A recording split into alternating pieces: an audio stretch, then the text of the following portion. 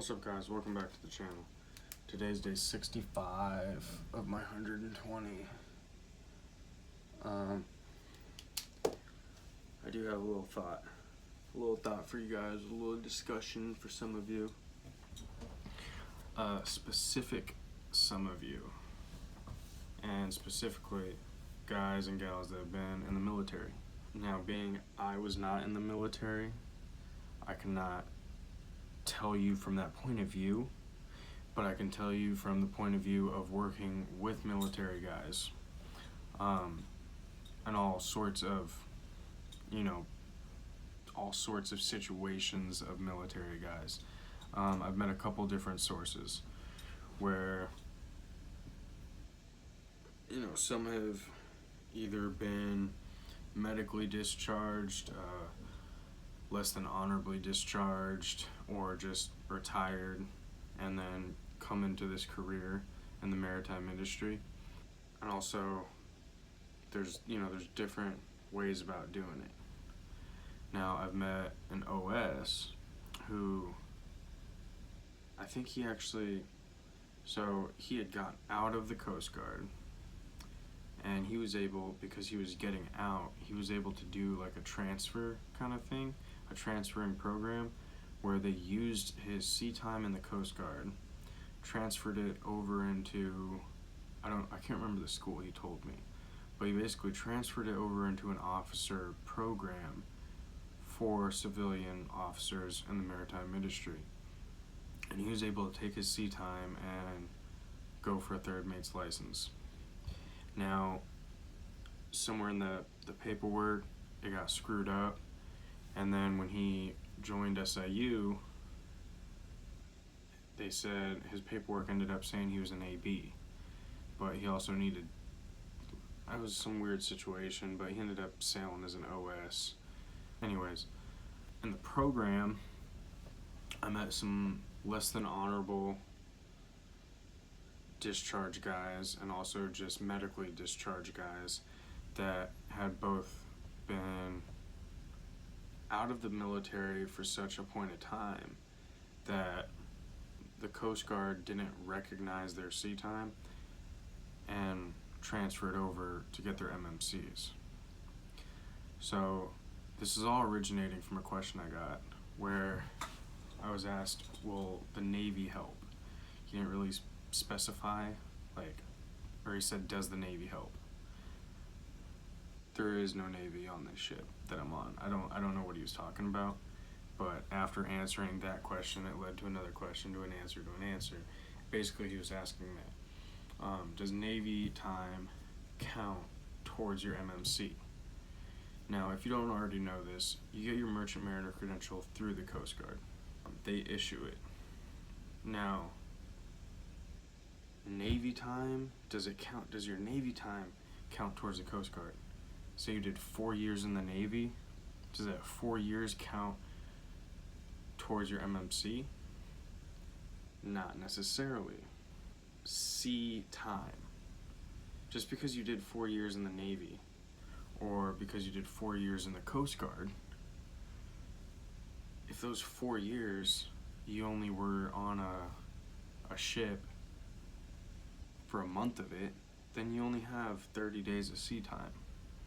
Just because you have 4 years served in the military doesn't mean you're gonna get 4 years transferred sea time to your MMC. The key word is sea time, not time served. So if you join the Navy and you actually never deployed and got on a ship, then,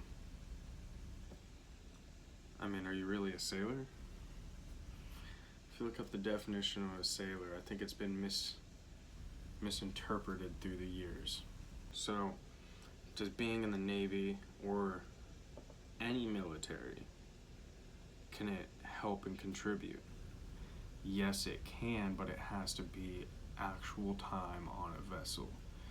And just a little side note, a lot of guys have tried to come in from Alaska where they're on fishing boats.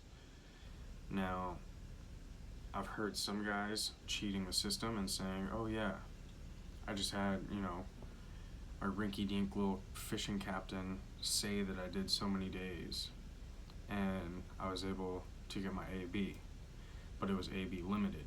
I'm AB limited, but they're like, yeah, but the union didn't recognize it, so they still had to sail OS. And then I've heard of situations where guys tried to do that, and the Coast Guard just didn't recognize it. So for fishing boats and fishing time, it's kind of iffy, because a lot of guys think, oh, because I did so much time on the fishing boats, I should be able to get my AB right away. I've heard both sides of the story of guys being able to get it and guys not being able to get it. And I think it really comes down to how reputable your paperwork regarding your sea time is. Because you can't just have a captain, like, you know, write a little doctor's note for you. Oh, so-and-so was on my ship between periods 1 and 7. He should become an AB. Here you go, Principal Coast Guard. It don't work that way. There's actual, you know, discharge documents that come with being on a ship. Anyway, so again, back to the military side. It can help if you're straight transitioning from being in the military service, and you've actually served time on a ship. If you really don't have a lot of sea time, like, I mean, any sea time is gonna help and count, but if you only have 2 weeks on a ship, it's not gonna make a difference, because you need a full 365 to become either an AB or an oiler. So you need 365 days of sea time to become an AB and oiler. That's not, I've been in this job for a whole year straight, 365 days. Because, like, for me, if I do 4 months on, 4 months off, 4 months on, that's only 240 days. That's not 365. That should make sense. So, again, starting to get repetitious. If you've been in the military service and you actually do have a good amount of sea time and it's recorded with proper paperwork, and you're turning right over from doing military service into becoming a merchant marine in the maritime industry, then yes, you can transfer those sea days over and it'll count towards whatever days you want it to count towards. Whether you're starting from nothing, then it can count towards your first AB or first oiler certificate, or if you're going towards an officer program, then it can count towards both. You know, maybe you're trying to become an AB and your next goal is to become an officer. Maybe you need 1,080 days to, like for me, I need 1,080 days of deck sea time to go for my third mates.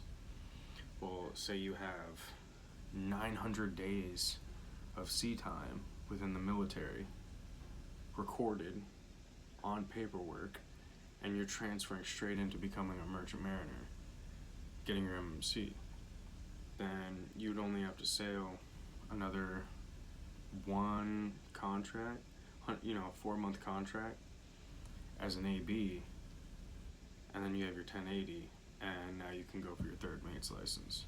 So it can help you, but now there's situations where I met guys that had been out of the military for so long. I can't remember what the number of years is, but they had been out of the military for 5 or 6 years. They did actually rack up a considerable amount of sea time, but because they were out of the military service for that 5 or 6 years, when they decided, oh, I'm gonna go become a merchant mariner, I have plenty of sea time in the Navy, they went to apply, and their sea time is so dated, even though it's only 5 years old, it was so dated that the Coast Guard wasn't actually going to recognize it. So, you know, it can benefit you if it's current. I should probably go comment that guy back. because it can only benefit you if it's relatively current. Now, if you're, one of these retired 43-year-olds that, you got in the Navy right at 18 and you did deploy for the majority of your service, thank you. But if you got out when you were 43 and you actually played that retired life or got some land job till you were like 50 and then decided, I want to go back and make some good money, I'll go become a merchant mariner, that 7-8 years of being out of the service might not count towards getting your MMC. And that's just what I've seen. Now, I don't know the exact lifeline of how long military sea time lasts until the Coast Guard doesn't recognize it anymore. I couldn't find out either, because like I said, I met guys that were in the program that they were out for like 5 or 6 years, but the Coast Guard didn't recognize their time. Now, I met another guy who was in the military, got out of the military, got back in the military, got out, become a merchant mariner. Well, his second time in the military, he had no sea days. His first time in the military, which was almost like 10 years back, he did have sea days, and he said the Coast Guard did recognize that. Now, did they recognize it because he was in the military, got out for a short time, got back in the military, got out and became a mariner? So they're like, oh, it's, the first 4 years rolled into that other 4 years, and then I don't know. Apparently they recognize sometimes, they don't, the Coast Guard will recognize the sea days sometimes they won't. But that's what I got for tonight, guys. I hope it made sense for you. I gotta go answer that guy back, because I don't think I mentioned that some circumstances there is a cutoff point to military sea service days. Please subscribe, please like, share, comment, question. I try to get back to those questions as soon as I can. There are some instances where I don't. Rarely do I don't.